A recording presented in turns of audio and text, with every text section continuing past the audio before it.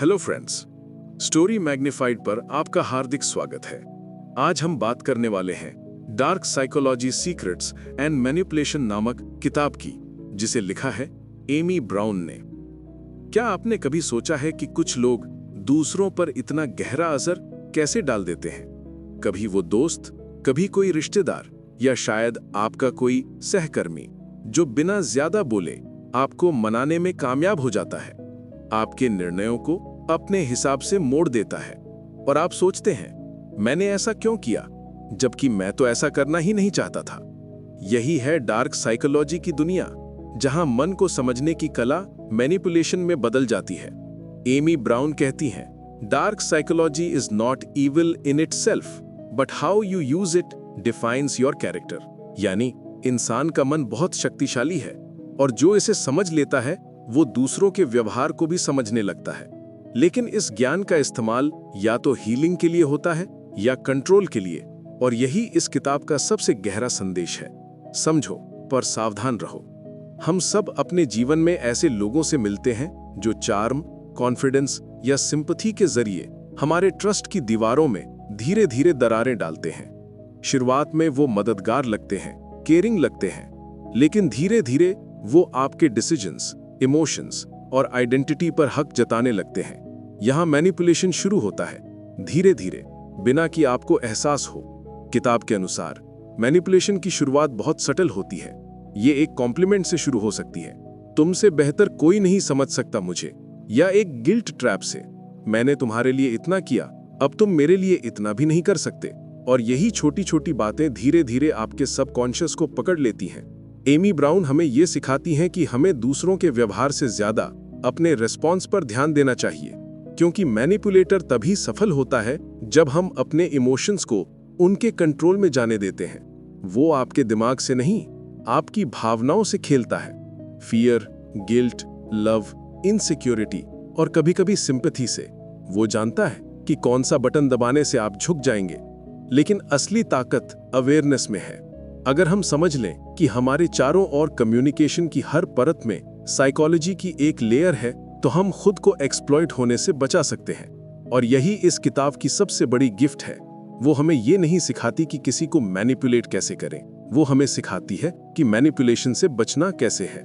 आज के डिजिटल युग में, जहां हर सेकंड हमें प्रभावित करने की कोशिश की जा रही है, एड्स से लेकर रिलेशनशिप्स तक, डार्क साइकोलॉजी का प्रयोग पहले से कहीं ज्यादा सटल हो चुका है। इसलिए अवेयरनेस सिर्फ जरूरी नहीं, सर्वाइवल स्किल बन गई है। तो चलिए अब शुरू करते हैं पहली सीख से, जहां हम जानेंगे कि मैनिपुलेशन के शुरुआती संकेत कौन से होते हैं और कैसे उन्हें पहचाना जा सकता है, इससे पहले कि बहुत देर हो जाए। कहते हैं सबसे खतरनाक जाल वही होता है जो दिखता नहीं। मैनिपुलेशन भी ऐसा ही जाल है, धीरे धीरे, शांति से, बिना किसी हंगामे के फैलता है। एमी ब्राउन लिखती हैं कि हर मैनिपुलेटिव रिलेशनशिप की शुरुआत ट्रस्ट से होती है। हाँ, वही भरोसा जो किसी भी रिश्ते की नींव होता है। लेकिन मैनिपुलेटर उस भरोसे को एक डोरवे की तरह इस्तेमाल करता है, अंदर आने के लिए। शुरुआत में वो आपको वैलिडेट करेगा, आपके हर छोटे बड़े काम की तारीफ करेगा, आपको महसूस करवाएगा कि आप खास हैं, और धीरे धीरे आपको अपने अप्रूवल पर डिपेंडेंट बना देगा। वो ऐसा माहौल बना देता है जहां उसकी राय आपके लिए सब कुछ बन जाती है। आप सोचने लगते हैं कि अगर उसने कहा है तो शायद वो सही ही होगा। यहीं से मनोवैज्ञानिक खेल शुरू होता है। कभी उसने आपको गिल्ट का एहसास दिलाया, मैंने तुम्हारे लिए इतना किया और तुम मेरे लिए इतना भी नहीं कर सकते। कभी सिंपैथी का, मुझे लगता है कोई मुझे समझता ही नहीं, बस तुम हो जो समझते हो। ऐसे शब्द आपके अंदर एक इमोशनल थ्रेड बुनते हैं और आप अनजाने में उस थ्रेड को पकड़ लेते हैं। एक बार वो इमोशनल कंट्रोल पा लेता है तो फिर वो आपके डिसीजंस को सटली इन्फ्लुएंस करने लगता है। एमी ब्राउन इस पॉइंट पर एक शानदार बात कहती हैं, मैनिपुलेटर को जीतने के लिए जरूरी नहीं कि वो आपको चोट पहुंचाए। कई बार वो आपको इतना कंफर्ट दे देता है कि आप खुद सरेंडर कर देते हैं, और यही सबसे ज्यादा खतरनाक होता है। लेकिन इस किताब का ब्यूटी यही है, वो डराने के लिए नहीं, जगाने के लिए लिखी गई है। वो बताती है कि हर इंसान में ये क्षमता होती है कि वो पहचान सके कौन सा बिहेवियर जेन्युइन है और कौन सा स्क्रिप्टेड। आपको बस ऑब्जर्व करना है, बिना जजमेंट के, बिना डर के।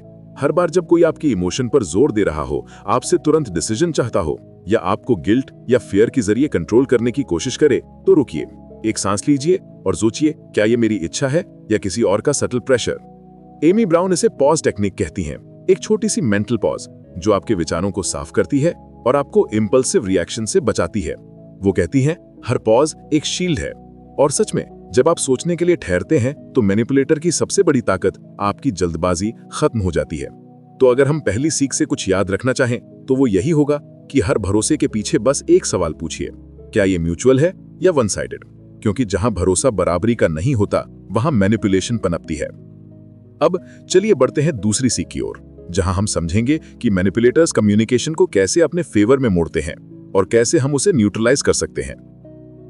दोस्तों, क्या आपने कभी गौर किया है कि कुछ लोग बात करते करते आपको ऐसा महसूस करवा देते हैं जैसे आप ही गलती पर हों, भले ही गलती उनकी हो।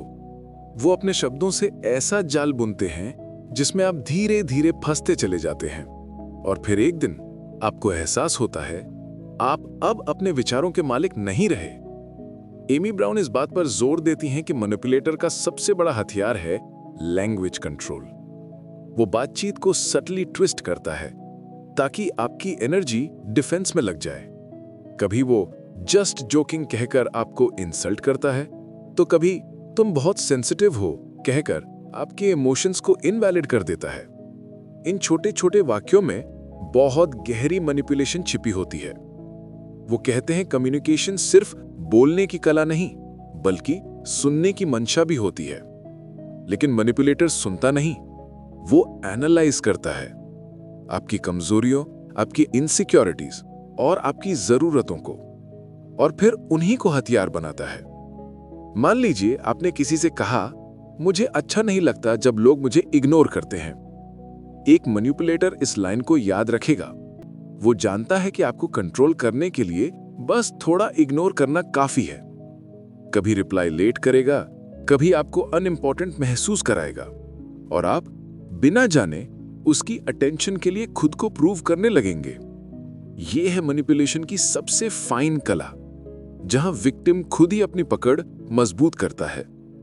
एमी ब्राउन कहती हैं कि अगर कोई व्यक्ति हमेशा बातचीत को गिल्ट, कंफ्यूजन या सेल्फ डाउट की तरफ ले जाए, तो समझिए कि वो आपका भला नहीं चाहता, क्योंकि हेल्दी कम्युनिकेशन क्लैरिटी देती है, जबकि टॉक्सिक कम्युनिकेशन आपके भीतर सवाल पैदा करती है, क्या मैं ही गलत हूं? यहां वो हमें एक पावरफुल फॉर्मूला देती हैं, ऑब्जर्व, पॉज, रिस्पॉन्ड। पहले ऑब्जर्व कीजिए कि सामने वाला किस टोन में बात कर रहा है, फिर पॉज कीजिए ताकि भावनाएं शांत हों, और फिर रिस्पॉन्ड कीजिए, रिएक्ट नहीं। वो कहती हैं जो जल्दी रिएक्ट करता है वही मैनिपुलेटर का आसान टारगेट बनता है। इस किताब का यह हिस्सा बेहद इंसाइटफुल है क्योंकि यह बताता है कि हम शब्दों के पीछे छिपे इरादे कैसे पहचान सकते हैं। हर कॉम्प्लीमेंट के पीछे इंटेंशन देखिए, हर क्रिटिसिज्म के पीछे पैटर्न देखिए, और हर साइलेंस के पीछे पर्पस देखिए, क्योंकि मैनिपुलेटर का साइलेंस भी एक स्ट्रैटेजी होता है। एमी ब्राउन का कहना है कि कम्युनिकेशन की प्योरिटी तभी पॉसिबल है जब उसमें इक्वालिटी हो, जहां दोनों सुनते हैं, दोनों बोलते हैं और दोनों समझते हैं। अगर एक व्यक्ति हमेशा डोमिनेट कर रहा है तो वहां कॉन्वर्सेशन नहीं, कंट्रोल है। तो दोस्तों, दूसरी सीख हमें यह याद दिलाती है कि हर वर्ड एक वाइब्रेशन है, और जिस मोमेंट हम उसके मीनिंग को समझना शुरू करते हैं, वो मोमेंट हम अपने माइंड का कंट्रोल वापस पा लेते हैं। अब चलिए बढ़ते हैं तीसरी सीख की ओर, जहां हम जानेंगे कि इमोशनल ट्रिगर्स को कैसे न्यूट्रलाइज किया जा सकता है ताकि कोई भी हमारे इमोशंस के जरिए हमें कंट्रोल न कर सके। एक बार एक लड़की थी, आर्या। वो बहुत काइंड हार्टेड थी, दूसरों की मदद करना उसे अच्छा लगता था, लेकिन उसका यही सॉफ्टनेस दूसरों के लिए वीकनेस बन गया। उसके ऑफिस में एक सहकर्मी था, रवि। रवि हमेशा आर्या से मदद मांगता, डेडलाइंस पुश करता और हर बार गिल्ट दिलाता, तुम तो हमेशा दूसरों के लिए कुछ ना कुछ करती हो, अब जरा मेरे लिए भी। धीरे धीरे आर्या ने अपने कंफर्ट जोन से बाहर जाकर उसकी हर बात माननी शुरू कर दी। वो सोचती, अगर मैंने मना किया तो लोग मुझे सेल्फिश समझेंगे। और यही वो मोमेंट था जब उसने अपना इमोशनल बटन, गिल्ट, रवि के हाथों में सौंप दिया। एमी ब्राउन कहती हैं कि हर इंसान के पास ऐसे इमोशनल बटन्स होते हैं। किसी का बटन होता है फियर ऑफ रिजेक्शन, किसी का नीड फॉर अप्रूवल, किसी का guilt of saying no. Manipulator बस यही बटन पहचानता है और धीरे धीरे उन्हें दबाकर आपको अपनी मर्जी से चलाता है। किताब कहती है कि अगर आप खुद नहीं जानते कि आपके इमोशनल ट्रिगर्स क्या हैं, तो दुनिया आपको बता देगी कि आपको कैसा महसूस करना चाहिए। और यही सबसे बड़ा खतरा है। एमी ब्राउन हमें एक पावरफुल टेक्निक देती हैं, इमोशनल अवेयरनेस मैपिंग। इसमें आप 3 चीजें नोट करते हैं। नंबर 1, वो पल जब आपको इमोशनल रिएक्शन हुआ। नंबर 2, उसके पीछे की वजह। और नंबर 3, उसका पैटर्न। मान लीजिए जब भी कोई आपकी तारीफ नहीं करता, आप अंदर ही अंदर दुखी या इनसिक्योर हो जाते हैं, तो ये आपके सबकॉन्शियस का सिग्नल है कि आप अप्रूवल के बिना अपनी वैल्यू को नहीं पहचानते। और मैनिपुलेटर इसी इनसिक्योरिटी को पकड़कर कहेगा, तुम तो तब तक मोटिवेटेड नहीं रहती जब तक मैं कुछ अच्छा ना कहूं। देखा, एक लाइन से वो आपका बटन दबा चुका है। एमी ब्राउन कहती हैं कि जितना ज्यादा आप खुद को समझते हैं, उतना कम कोई और आपको कंट्रोल कर सकता है। यानी अवेयरनेस ही अल्टीमेट प्रोटेक्शन है। जब आपको यह समझ आने लगता है कि कोई आपके भावनाओं को ट्रिगर कर रहा है, तो आप एक इनविजिबल शील्ड डेवलप करते हैं। अब चाहे कोई गिल्ट दिखाए या सिंपैथी, आप उसे पहचान कर काम रह सकते हैं। किताब इस सीख में हमें यह सिखाती है कि भावनाओं को दबाना नहीं है, बल्कि उन्हें समझना है। इमोशन हमारा दुश्मन नहीं, कंपास है, जो बताता है कि हमारी वल्नरेबिलिटी कहां है। अगर हम अपनी भावनाओं को ऑब्जर्व करना सीख लें, तो कोई मैनिपुलेटर हमारे दिमाग का रिमोट कंट्रोल नहीं छीन सकता। तो तीसरी सीख हमें यही सिखाती है कि अपनी भावनाओं से डरिए मत, उन्हें समझिए। क्योंकि जब आप अपनी भावनाओं के मालिक बनते हैं, तो कोई और उन्हें अपनी कहानी में इस्तेमाल नहीं कर पाता। अब बढ़ते हैं चौथी सीख की ओर, जहां हम जानेंगे कि सेल्फ वर्थ को इतना मजबूत कैसे बनाएं कि कोई मैनिपुलेटर गिल्ट, प्रेज या फियर से हमें झुका ना सके। दोस्तों, जरा सोचिए, कितनी बार किसी की राय ने आपका मूड बदल दिया है। कभी किसी ने कहा तुम ये काम नहीं कर सकते, और आपने मान भी लिया। कभी किसी ने हंसते हुए बोला तुम्हारे बस की बात नहीं, और आपने सच में कोशिश करना छोड़ दी। ये शब्द नहीं थे, ये आपकी सेल्फ वर्थ की परीक्षा थी। एमी ब्राउन कहती हैं कि मैनिपुलेटर को अपने खेल के लिए सबसे पहले यही चीज चाहिए, एक ऐसा व्यक्ति जो खुद पर थोड़ा सा भी शक करता हो, क्योंकि सेल्फ डाउट ही मैनिपुलेशन का पहला दरवाजा होता है। जिस दिन आप अपनी वैल्यू पर सवाल उठाने लगते हैं, उसी दिन कोई और तय करने लगता है कि आप कितने कीमती हैं। वो कहती हैं, कभी किसी को यह अधिकार मत दो कि वो तय करे तुम क्या डिजर्व करते हो। ये लाइन किताब के सबसे पावरफुल हिस्सों में से एक है, क्योंकि मैनिपुलेटर हमेशा यही करता है। वो आपको इतना इमोशनली कंफ्यूज कर देता है कि आप अपनी वर्थ उसकी अप्रूवल से जोड़ लेते हैं। उदाहरण के लिए, जब कोई कहता है कि अगर तुम मुझसे प्यार करते हो तो मेरे लिए ये करोगे, तो वो प्यार नहीं, गिल्ट का इस्तेमाल कर रहा है। वो आपकी सेल्फ वर्थ को एक शर्त से बांध रहा है, और अगर आपने उसे मान लिया तो समझिए आपने खुद का कंट्रोल किसी और के हाथों में सौंप दिया। एमी ब्राउन यहां हमें एक शानदार अभ्यास बताती हैं, अफर्मेटिव रिफ्लेक्शन। हर सुबह अपने आप से जोर से कहिए, मैं दूसरों की राय नहीं, अपनी सच्चाई पर जीता हूं। मैं किसी की मैनिपुलेशन का शिकार नहीं, अपनी चॉइसेस का मालिक हूं। मेरा सम्मान किसी और की सोच पर नहीं टिका। ये शब्द सिर्फ वाक्य नहीं है, ये आपके मन के लिए आदेश है। हर बार जब आप ऐसा कहते हैं, आप अपने मन में एक नया बिलीफ इम्प्लांट करते हैं, जो धीरे धीरे पुराने डाउट को रिप्लेस करता है। एमी ब्राउन समझाती हैं कि सेल्फ वर्थ का असली मतलब एरोगेंस नहीं, बल्कि क्लैरिटी है। जब आपको पता होता है कि आप कौन हैं, तो कोई भी आपको डिफाइन नहीं कर सकता। मैनिपुलेटर अपनी शक्ति खो देता है, क्योंकि अब उसके वर्ड्स आपके कॉन्फिडेंस को नहीं हिला पाते। और सच कहूं तो यही है इमोशनल फ्रीडम। किताब इस सीख में हमें यही एहसास कराती है कि रिस्पेक्ट मिलना आपका हक है, भीख नहीं।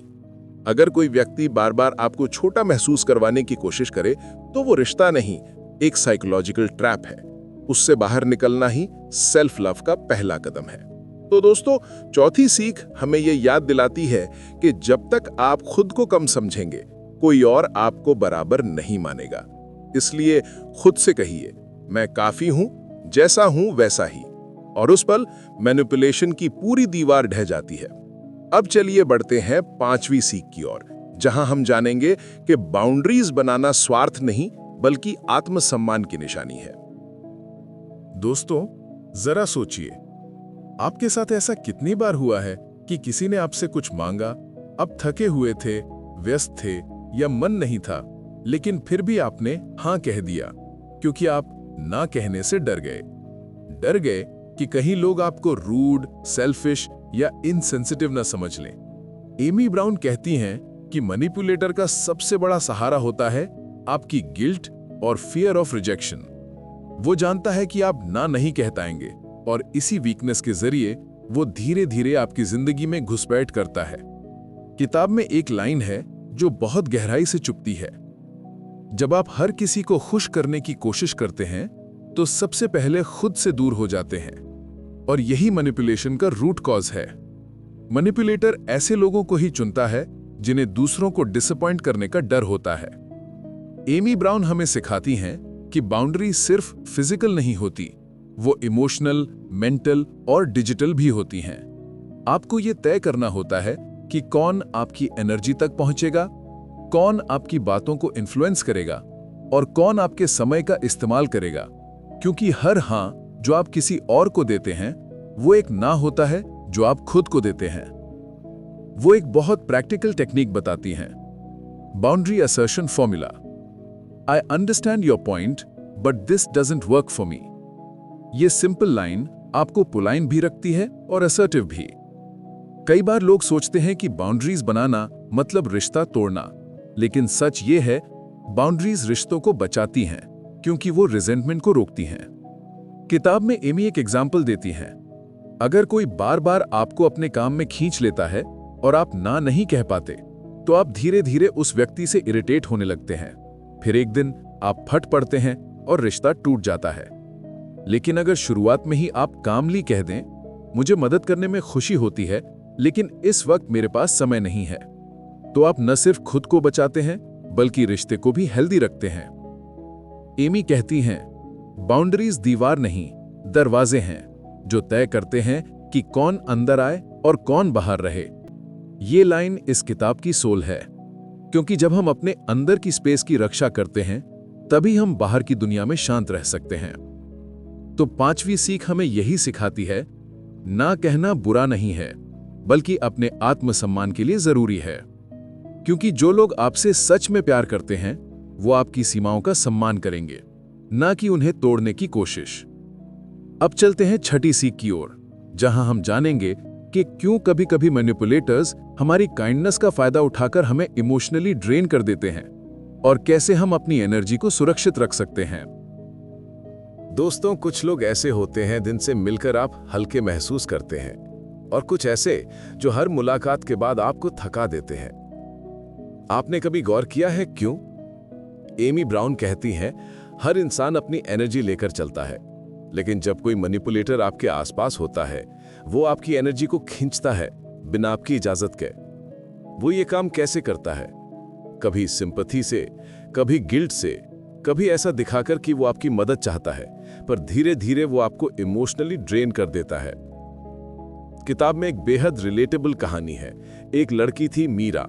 वो बहुत दयालु, हमेशा दूसरों के लिए उपलब्ध रहने वाली इंसान थी। उसकी दोस्त राधा हर बार अपनी परेशानियों में उसे कॉल करती, घंटों तक अपने दुख सुनाती और मीरा ध्यान से सब सुनती रहती। लेकिन जब मीरा को जरूरत होती, राधा या तो अनअवेलेबल होती या जल्दी में। धीरे धीरे मीरा खुद को खाली महसूस करने लगी, थकी हुई, इमोशनली एग्जॉस्टेड। उसने महसूस किया कि वो दूसरों को बहुत कुछ दे रही है पर खुद को कुछ नहीं दे रही।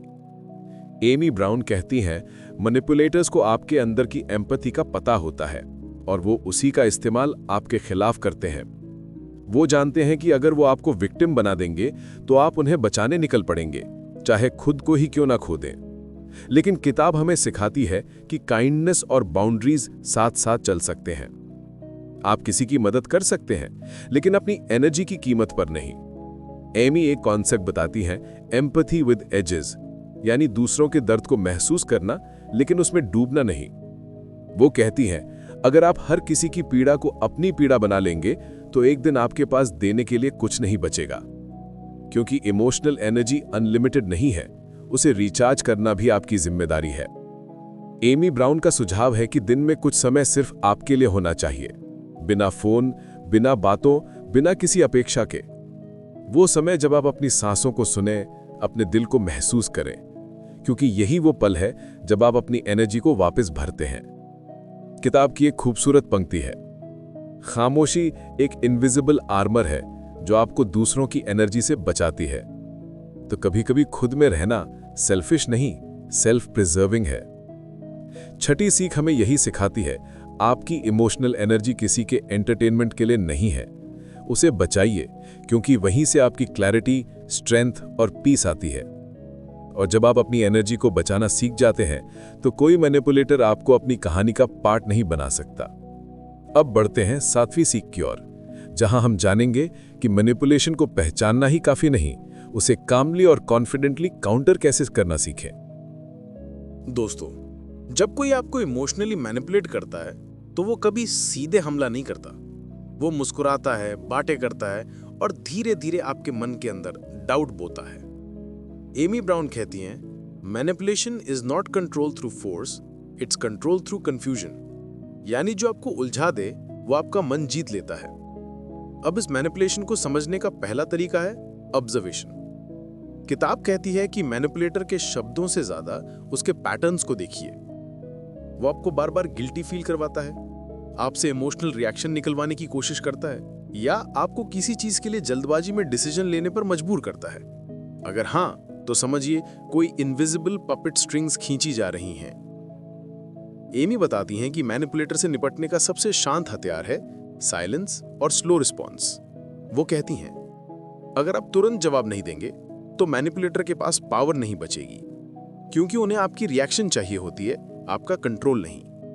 तो अगली बार जब कोई आपको गिल्ट ट्रिप करने की कोशिश करे, सिर्फ पॉज कीजिए, गहरी सांस लीजिए, सोचिए, क्या ये मेरी गलती है या मुझे ऐसा महसूस करवाया जा रहा है।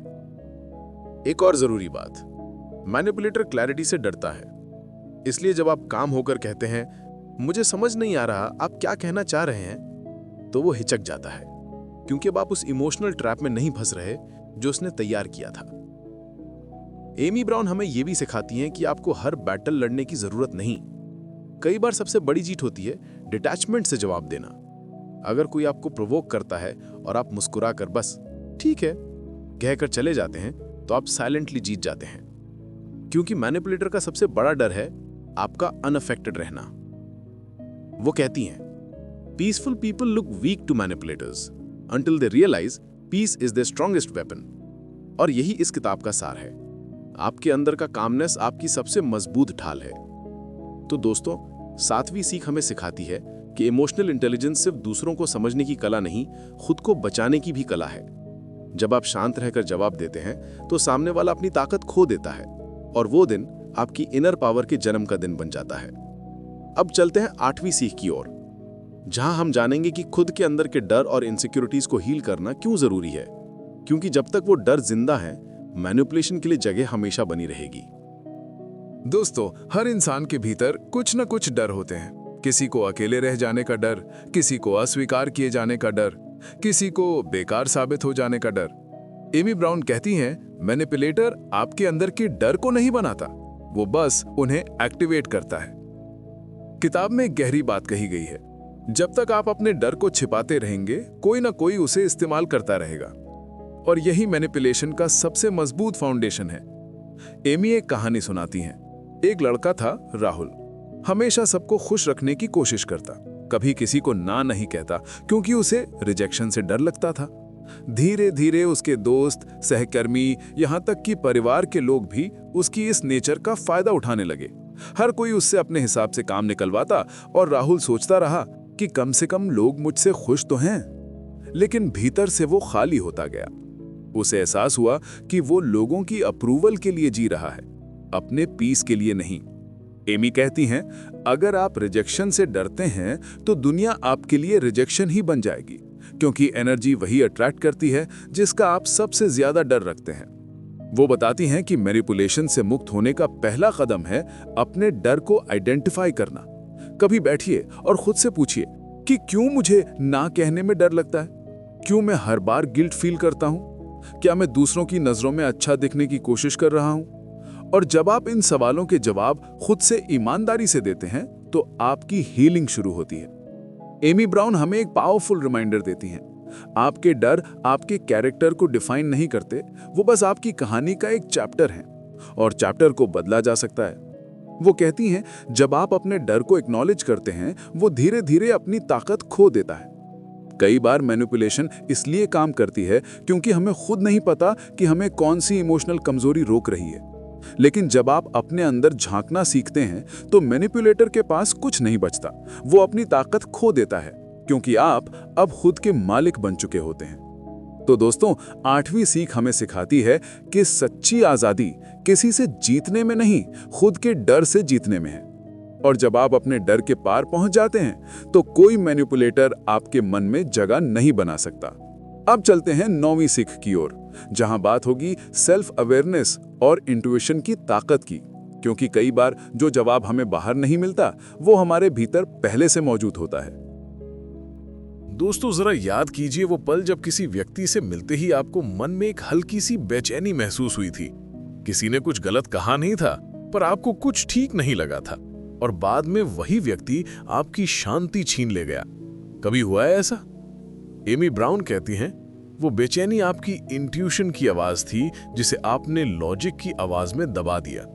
हम अक्सर सोचते हैं कि हम प्रैक्टिकल इंसान हैं, हमें हर बात को रीजन से समझना चाहिए, पर मैनिपुलेशन रीजन से नहीं, एनर्जी और इंटेंशन से होती है।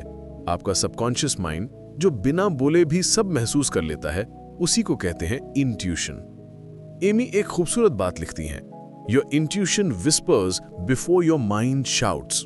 यानी जब मन धीरे से कहे रुको, तो रुक जाना सीखिए, क्योंकि बहुत बार वहीं रुकना आपको बहुत बड़ी गलती से बचा लेता है। किताब में एक दिल छू लेने वाली कहानी है। एक महिला थी रीमा, जो एक नए प्रोजेक्ट में काम कर रही थी। उसका साथी बहुत चार्म से पेश आता था, हमेशा हेल्पफुल दिखता था, पर हर बार उसके आइडियाज को सटली बदल देता ताकि क्रेडिट खुद ले सके। रीमा को शुरू में कुछ ऑफ महसूस होता था, पर उसने सोचा शायद मैं ओवरथिंक कर रही हूं। पर कुछ ही महीनों में उसे समझ आ गया कि उसकी इंट्यूशन शुरू से सही थी। एमी कहती हैं, मैनिपुलेटर्स आपके लॉजिक से लड़ सकते हैं, लेकिन आपकी इंट्यूशन से नहीं, क्योंकि इंट्यूशन वो सच्चाई देख लेती है जो शब्दों और एक्टिंग के पीछे छिपी होती है। वो बताती हैं कि अपनी इंट्यूशन को मजबूत करने के लिए आपको अपने शरीर और मन से जुड़ना होगा।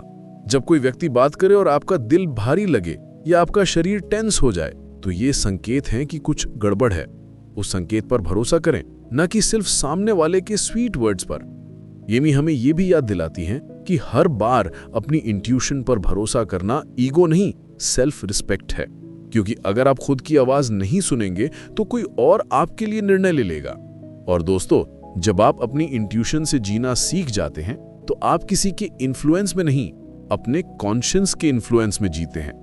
वो दिन आपकी इनर फ्रीडम का दिन होता है। तो 9वीं सीख हमें सिखाती है, अपने अंदर की आवाज को नजरअंदाज करना अपने आप से धोखा करने जैसा है। और जब आप खुद को सुनने लगते हैं तो मैनिपुलेशन आपके आसपास रह ही नहीं पाती। अब चलते हैं 10वीं सीख की ओर, जहां हम जानेंगे कि कॉन्फिडेंस और सेल्फ रिस्पेक्ट कैसे मैनिपुलेशन के खिलाफ आपका सबसे बड़ा आर्मर बनते हैं। कभी कभी सबसे बड़ी ताकत पास आने में नहीं, बल्कि दूरी बनाए रखने में होती है। एमी ब्राउन कहती हैं, the art of emotional distance is not coldness, it is clarity. यानी भावनात्मक दूरी ठंडापन नहीं होती, वो तो स्पष्टता है। जब कोई व्यक्ति हमें मैनिपुलेट करता है तो वो हमारी भावनाओं के तार खींचने की कोशिश करता है, हमें गिल्ट महसूस कराना, हमें दोषी ठहराना या फिर हमारी सहानुभूति का फायदा उठाना। और हम अक्सर इस जाल में फंस जाते हैं क्योंकि हम सोचते हैं कि अगर मैं थोड़ा और झुक जाऊं तो सब ठीक हो जाएगा। लेकिन सच्चाई यह है कि हर बार जब आप खुद को दबाते हैं, आप उस व्यक्ति को सिखाते हैं कि वो आपके मन को नियंत्रित कर सकता है। भावनात्मक दूरी का मतलब है अपने दिल को बंद करना नहीं, बल्कि सीमा तय करना। मतलब ये समझना कि हर किसी को आपकी ऊर्जा, आपका समय या आपकी भावनाएं देने की जरूरत नहीं है, क्योंकि हर व्यक्ति आपके सच्चे इरादों का सम्मान नहीं करता। कुछ लोग उन्हें अपने फायदे के लिए इस्तेमाल करते हैं। एमी ब्राउन एक कहानी सुनाती हैं। एक लड़की थी जो हर बार अपने दोस्तों की समस्याएं सुनती, उन्हें दिलासा देती और खुद के आंसू छिपा लेती। वो सोचती थी कि यही काइंडनेस है, लेकिन धीरे धीरे वो खाली महसूस करने लगी, थकी हुई, टूट चुकी। फिर एक दिन उसने खुद से कहा कि अगर मैं हर बार सबके लिए वहां रहूंगी तो मेरे लिए कौन रहेगा। और तभी उसने पहली बार ना कहना सीखा।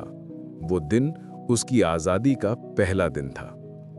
भावनात्मक दूरी का मतलब रिश्ते तोड़ना नहीं है, बल्कि ये समझना है कि रिश्तों में संतुलन जरूरी है। जब आप हर भावना, हर प्रतिक्रिया और हर विवाद में खुद को घसीटते हैं, तो आपका मन थक जाता है, और थका हुआ मन सबसे आसान शिकार होता है मैनिपुलेशन का। लेकिन जब आप दूरी से देखते हैं, एक स्पेक्टेटर की तरह, तो आपको खेल के नियम समझ आने लगते हैं।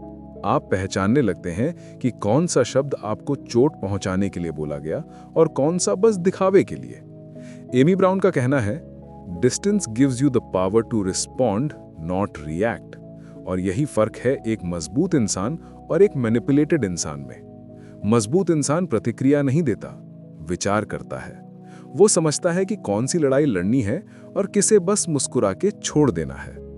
कभी-कभी चुप रहना जीत नहीं, बल्कि बुद्धिमता होती है। कभी-कभी पीछे हटना हार नहीं, बल्कि आत्म सुरक्षा होती है। और कभी-कभी दूर चले जाना कमजोरी नहीं, बल्कि आपकी आत्मा की रक्षा होती है।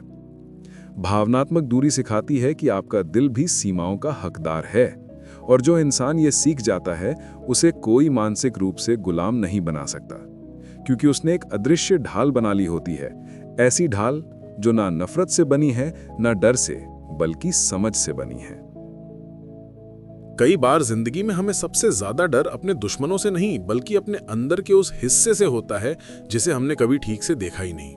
यही वो जगह है जहां मैनिपुलेशन सबसे गहराई से असर करता है, क्योंकि अगर आप खुद को नहीं समझते तो कोई भी आपके लिए आपकी हकीकत तय कर सकता है।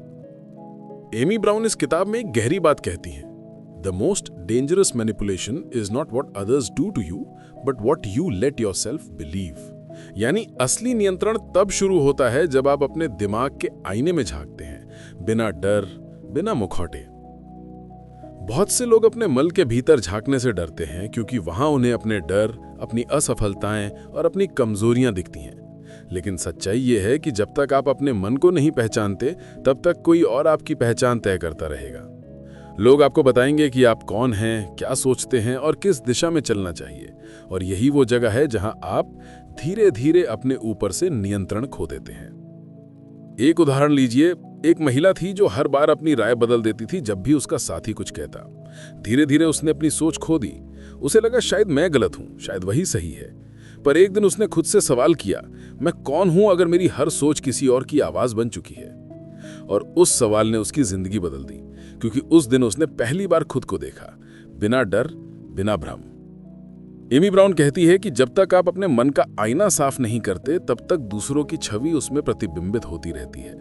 इसका मतलब ये नहीं कि आपको दुनिया से कट जाना है, इसका मतलब है खुद से जुड़ना, अपने विचारों को सुनना, अपने निर्णयों का सम्मान करना, और सबसे जरूरी, खुद पर भरोसा करना। मन को पहचानना कोई आसान यात्रा नहीं होती। ये अपने ही साये से मिलना है, जहां कभी कभी आपको अपने ही डर का सामना करना पड़ता है। लेकिन जब आप ऐसा करते हैं, आप मजबूत बनते हैं। आप सीखते हैं कि कौन सी आवाज आपकी है और कौन सी किसी और ने आपके दिमाग में रख दी है। कई बार हम अपनी आदतों के शिकार बन जाते हैं, अप्रूवल की, वैलिडेशन की, या बस शांति बनाए रखने की, और इन सब की कीमत होती है ऑथेंटिसिटी की। लेकिन याद रखिए, अगर आप सच्चे हैं अपने आप से, तो कोई आपको झूठ में नहीं घसीट सकता। इस सीख का सार यही है, खुद को पहचानना ही सबसे बड़ा सुरक्षा कवच है, क्योंकि जो खुद को जानता है उसे कोई भ्रमित नहीं कर सकता। जो खुद पर भरोसा करता है उसे कोई मैनिपुलेट नहीं कर सकता, और जो अपने मन का आईना साफ रखता है उसे हर चाल साफ दिखती है, चाहे कितनी ही चतुराई से क्यों न खेली गई हो।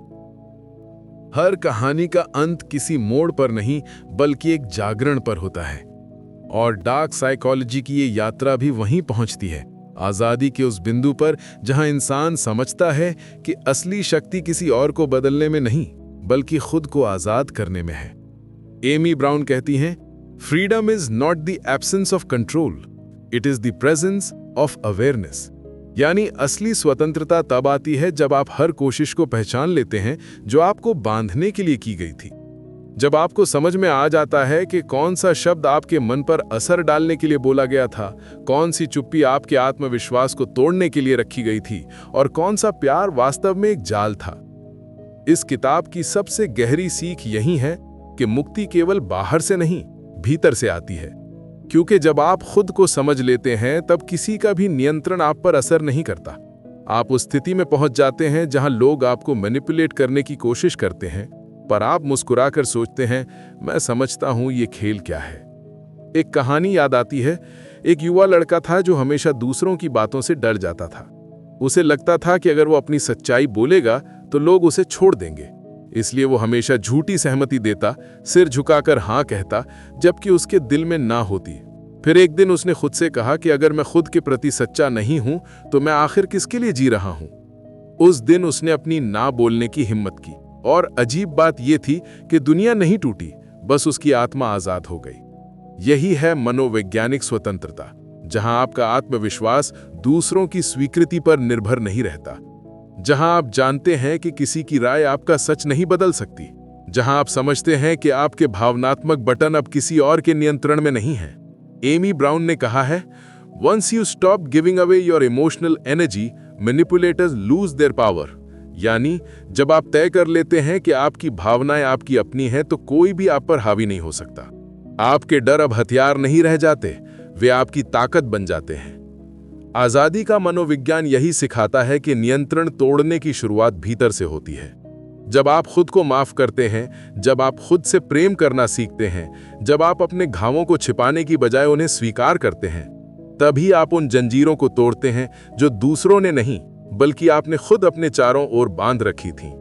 तो अगर कभी कोई आपको आपके आत्मसम्मान, आपकी सोच या आपके भावनाओं के माध्यम से नियंत्रित करने की कोशिश करे, तो एक बात याद रखिए, जिस इंसान ने खुद के भीतर की आजादी पाली, उसे कोई गुलाम नहीं बना सकता। और यही इस किताब की आखिरी लेकिन सबसे सशक्त सीख है कि मैनिपुलेशन का अंत वहीं होता है जहां सेल्फ अवेयरनेस शुरू होती है, जहां आप अपने ही विचारों के मालिक बन जाते हैं, जहां आपका मन आपका है, किसी और का नहीं। जिंदगी की सबसे अजीब बात यह है कि हम अक्सर अपने मन की चाबी दूसरों को सौंप देते हैं। किसी की तारीफ से खुश होते हैं, किसी की आलोचना से टूट जाते हैं, किसी की बात से दिशा बदल लेते हैं, और धीरे धीरे हमें पता ही नहीं चलता कि हमारा मन अब हमारा नहीं था। यही वो पल होता है जब मैनिपुलेशन जन्म लेता है, चुपचाप, बिना आवाज, हमारी ही भावनाओं के भीतर। एमी ब्राउन की किताब हमें यही सिखाती है कि मनुष्य का सबसे बड़ा हथियार अवेयरनेस है और सबसे बड़ी कमजोरी इग्नोरेंस। जब आप जानते हैं कि कोई आपको मैनिपुलेट करने की कोशिश कर रहा है, तभी आप उसके जाल से बाहर निकल सकते हैं। लेकिन जब आप अपने ही विचारों से अंधे हो जाते हैं, तो कोई भी आपको पपेट की तरह नचा सकता है। इस यात्रा में हमने देखा कि कैसे लोग आपकी भावनाओं, आपके डर, आपके गिल्ट और आपकी इच्छाओं का इस्तेमाल करते हैं, और कैसे आप धीरे धीरे इन सब से आजाद हो सकते हैं। लेकिन असली जीत तब होती है जब आप खुद अपने मन के मालिक बन जाते हैं, जब आप ये समझ जाते हैं कि मुझे अपनी भावनाओं की जिम्मेदारी खुद लेनी है, मुझे अपनी सीमाएं खुद तय करनी है, और मुझे अपनी सच्चाई पर भरोसा रखना है, चाहे पूरी दुनिया उससे असहमत ही क्यों न हो। किताब के हर अध्याय ने एक सच दिखाया कि अंधेरे से डरना नहीं, उसे पहचानना जरूरी है, क्योंकि जब आप अंधेरे को समझ लेते हैं, तभी आप रोशनी का अर्थ जानते हैं। जब आप मैनिपुलेशन की चालों को पहचान लेते हैं, तभी आप अपनी स्वतंत्र सोच का मूल्य समझते हैं, और जब आप खुद से ईमानदार हो जाते हैं, तभी आप किसी के भी जाल में नहीं फंसते। एमी ब्राउन का संदेश सरल है, you don't need to control others to feel powerful, you just need to reclaim control over yourself. और यही असली ट्रांसफॉर्मेशन है, वो शक्ति जो भीतर से उठती है, जो डर को ताकत में और कमजोरी को जागरूकता में बदल देती है। तो अगली बार जब कोई आपको गिल्ट, सिंपैथी या फेयर के जरिए मैनिपुलेट करने की कोशिश करे, तो बस एक पल रुकिए, गहरी सांस लीजिए और अपने मन से कहिए, मेरा मन मेरा है, मेरी सोच मेरी है, मेरी जिंदगी मेरी है। याद रखिए, जो अपने भीतर की आवाज सुनना सीख लेता है, वो कभी किसी और की आवाज में खोता नहीं। यही इस किताब की सबसे गहरी सच्चाई है, और शायद सबसे जरूरी याद दिलाने वाली बात भी। अगर इस कहानी ने आपके दिल को छुआ हो, अगर इससे आपको थोड़ी भी जागरूकता, शक्ति या आत्मविश्वास मिला हो, तो स्टोरी मैग्नीफाइड को जरूर सब्सक्राइब कीजिए, क्योंकि हम हर कहानी में छिपे उस सच को उजागर करते हैं जो आपकी सोच को रोशनी देता है। मिलते हैं फिर एक नई किताब, एक नई कहानी और एक नए दृष्टिकोण के साथ, जहां हर शब्द आपके मन को छू जाए और आपको थोड़ा और अवेयर, थोड़ा और फ्री बना दे।